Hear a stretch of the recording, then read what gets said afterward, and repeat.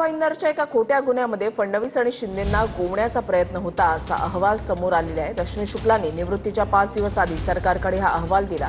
माजी पोलीस महासंचालक संजय पांडेंवर गुन्हा दाखल करा अशी शिफारस करण्यात आली आहे। पोलीस उपायुक्त लक्ष्मीकांत पाटील आणि एसीपी सरदार पाटील या तिघांवर गुन्हा दाखल करण्याची शिफारस करण्यात आलेली आहे।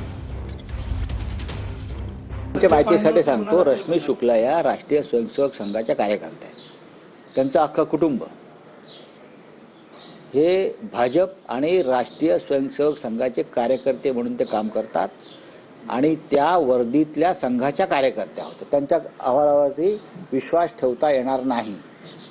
तसं नसतं तर त्यांना एक्सटेन्शन दिलं नसतं ना, संघाच्या दबावामुळे दिलंय ते। तिथे काय दुर्लक्ष।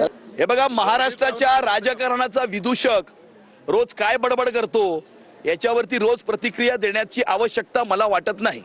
ज्या पद्धतीने खरं तर पोलीस वर्दीमध्ये अशा पद्धतीने काम करणं आरएसएसचं काम आहे ते रश्मी शुक्लाने केलं, हे थेट आरोप होत आहेत। असं कोण म्हणतंय? असं सकाळचा भोंगा म्हणतोय ना।